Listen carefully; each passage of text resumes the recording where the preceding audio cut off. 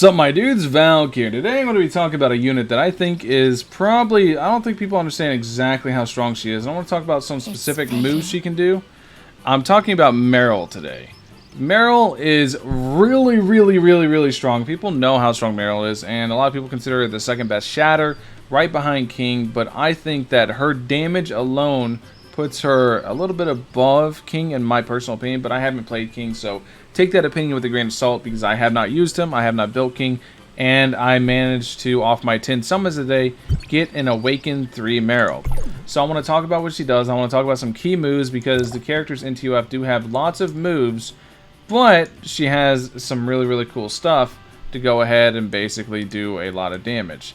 One good one to know is the Moonset Slash. This move is very strong. It hits very hard. The high altitude when triggering the attack, the greater damage dealt, up to 600%. Very good. She has another move. Well, she has the Whirlwind, which a lot of people know that you just click and hold and she spins in a circle. But she also has another move whenever she's in the air that she can pull herself to the enemies. But most importantly, a lot of people know what her discharge does. 503% plus 950 damage to nearby enemies and reduces their speed by 50% and stops them from dodging or jumping. Barrier lasts 5 seconds and it blocks projectiles. It can also mess your team up, so you gotta be very careful when you're doing it.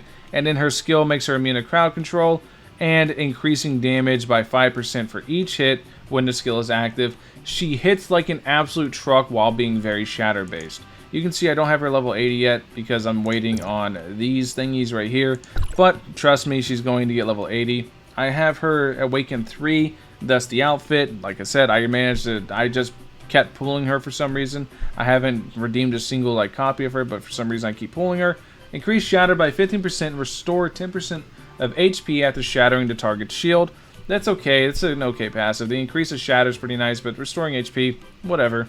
And upon switching to the weapon, gain an ice shield equal to 10% max HP, cooldown 20 seconds. Ice shield lasts for 10 seconds.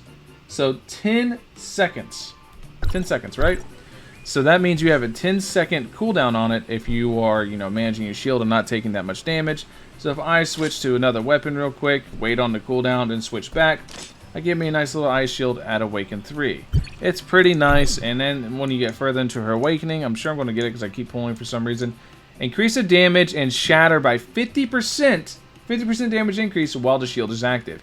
Keep in mind the shield really only has a 10-second downtime, so that's pretty damn good. Upon switching to weapon, gain an ice shield equal to 20% of max HP and immune to controls when the shield is active. That is insane. That lets you absolutely just pop off with basically any character you're using without worrying about any type of CC whatsoever, because you get the hyper armor for 10 whole seconds as well as a damaged shield that's 20% of your HP. That is an insanely strong C6 or Awakened 6. It is very good. She is all in all a very strong unit.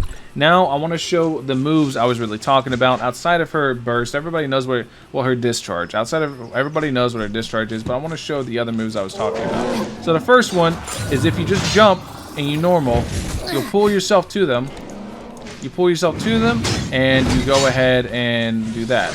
Then the other one is the move I just did, to where if you jump and you pull and you hold, you'll do this plunge move that does a lot of damage. There's all sorts of moves you can do in the air with her, but you just have to be able to constantly pull them off, essentially.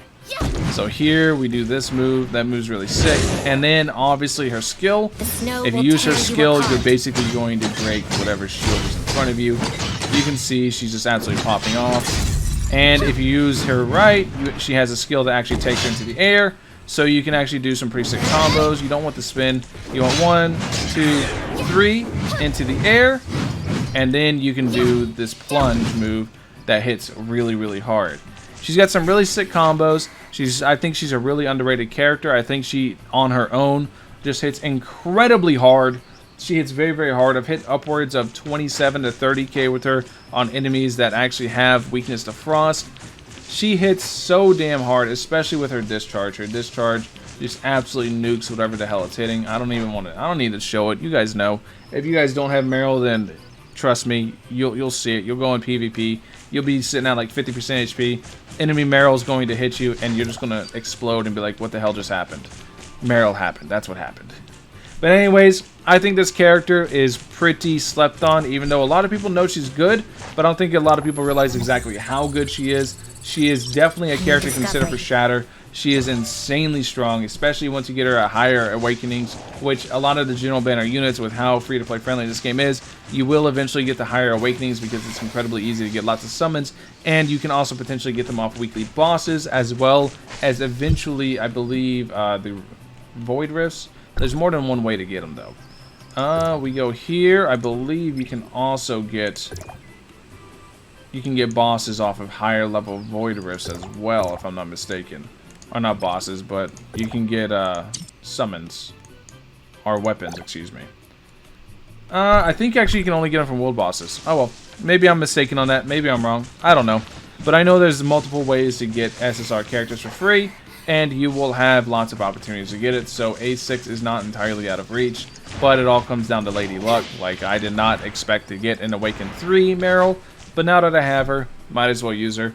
Anyways, let me know what you guys think in the comment section below. Do you guys agree with me that I think Meryl's incredibly slept on? Do you guys think that Meryl's incredibly broken like I do? Because I just think she is just nuts. The Claymore is ridiculous. Anyways, thank you guys for watching. Catch you guys in the next one. Peace.